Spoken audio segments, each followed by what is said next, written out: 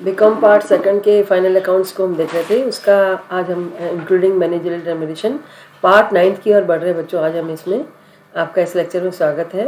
Remuneration committee हम देखेंगे कि कैसे जो है इसका रेम्यूनरेशन जो मैनेजर को दिया जाता है उसके लिए कमेटी कैसे बनती है और उसमें किस प्रकार से दिया जाता है।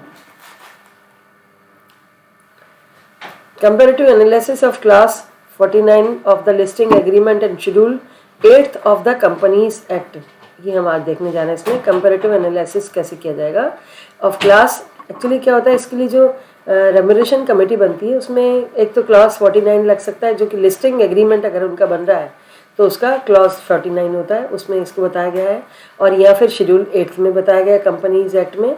तो इसको हम देख रहे हैं कि इनका दोनों का कंपैरिजन कि किस प्रकार से दोनों में क्या कंडीशंस हैं। क्योंकि क्लॉज 49 जो कि उनके लिए आप पर्टिकुलर कर्मचारी के लिए जो आपका मैनेजर है उसके लिए आप क्लॉज 49 को पालन करते हुए एक लिस्टेड एग्रीमेंट बना रहे हैं, या फिर अगर कुछ भी नहीं है तो भी शेड्यूल 8 तो आपकी जो है उसमें 13 तो काम करेगी ही कंपनीज एक्ट की, और वो उसके रूल्स उस पर अप्लाई होंगे। तो अब ये कंपेरेटिव एनालिसिस हम देख रहे हैं कि कंपनीज टू विच एप्लीकेबल कौन सी कंपनी पे अप्लाई होता है। तो क्लॉज 49 अप्लाई होता है ओनली लिस्टेड कंपनीज पे, but a non mandatory requirement. लेकिन ये जो है एक बहुत ज़रूरी, इसकी नॉन मैंडेटरी है कि ये ज़रूरी नहीं कि इसको जो है इस पर ये क्लॉज अप्लाई किया जाए। लेकिन जो शेड्यूल 13 क्या कहता है कि mandatory in the case of companies with paid up capital of ₹5 crore और मोर, 5 करोड़ से ज़्यादा की जो कंपनियों की पूंजी है जिन पे उन पे मैंडेटरी है। And where minimum remuneration is payable in case of absence of profits और इनएडिक्वेट प्रॉफिट्स। जहाँ पर जो है मिनिमम रेम्यूनरेशन जो पेमेंट होगा उनका, अगर मान लीजिए कर्मचारी के पास मतलब कंपनी के पास में पैसा नहीं है, प्रॉफिट नहीं है या इनएडिक्वेट प्रॉफिट्स हैं, तो भी उनको रेम्यूनरेशन पे किया जाएगा, तो वहाँ पर उन पर ये कंपनी पे अप्लाई होगा। Minimum number of members in the committee, यहाँ पे जो है अगर क्लॉज 49 है तो उसमें 3 नॉन एग्जीक्यूटिव डायरेक्टर्स होने चाहिए, और अगर शेड्यूल 13 अप्लाई हो रही तो उसमें 3 नॉन एग्जीक्यूटिव इंडिपेंडेंट डायरेक्टर्स होने चाहिए।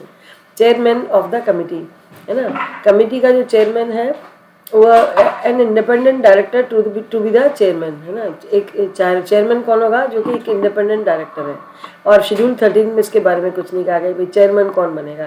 Quorum of the committee, committee के क्वारम जो है उसमें क्या होना चाहिए, ऑल मेंबर्स कमेटी के प्रेजेंट होने चाहिए, लेकिन उसमें ऐसा शेड्यूल 13 में ऐसा नहीं कहा गया कि क्या होगा। Annual general meeting and the remuneration committee, chairman to be present, इसमें चेयरमैन कहा कि भाई वो एजीएम में आंसर देगा तो चेयरमैन तो होना ही चाहिए, लेकिन शेड्यूल 13 में इसके बारे में भी कुछ भी नहीं कहा गया। तो ये दोनों में फ़र्क है। लिस्टेड यानी आपको लग रहा है कि क्लॉज 49 जो है ज़्यादा रूल्स को जो है फॉलो करते हुए सारी बातें उसमें ज़्यादा स्पेसिफाइड करके दी गई हैं।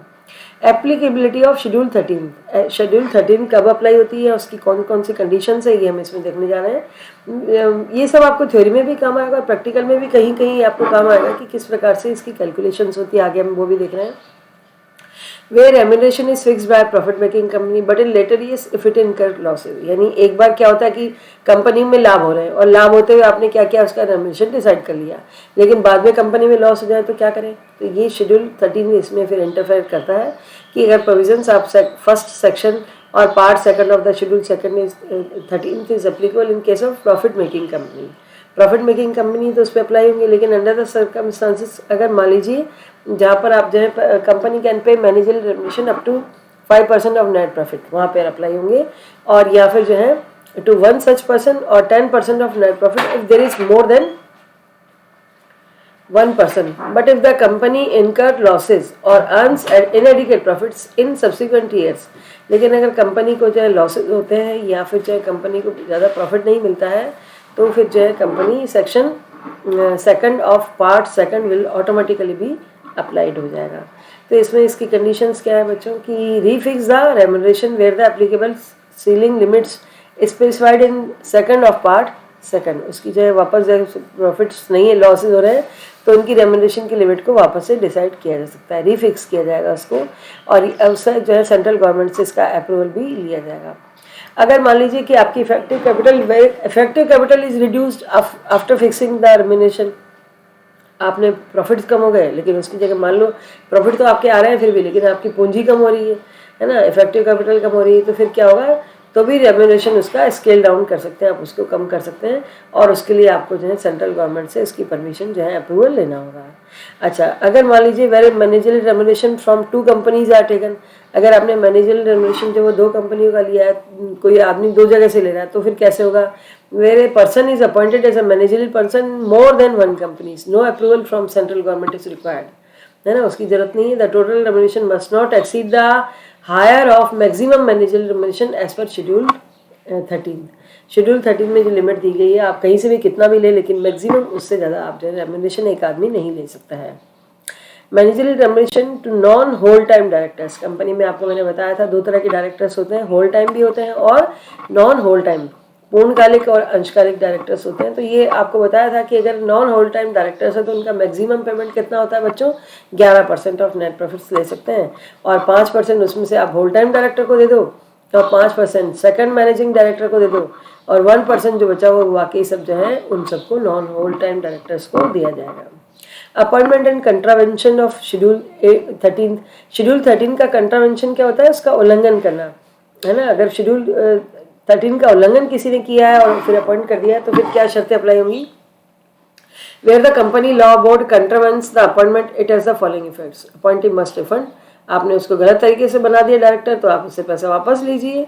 सैलरी, कमीशन, परक्यूजिट्स जो भी आपने उसको दिए सब वापस ले लेंगे। Company can not wave the recovery unless approve by central government, लेकिन उसको वेव वो नहीं कर सकते आपकी, भाई ठीक है इसको छोड़ दिया, हम इससे पैसा नहीं लेंगे, वो आपको सेंट्रल गवर्नमेंट से उसकी परमिशन लेनी होगी ताकि फ्रॉड्स नहीं हो, बस ये मतलब ये इन सभी चीज़ों का। तो appointee and every officers are liable for imprisonment up to 3 years।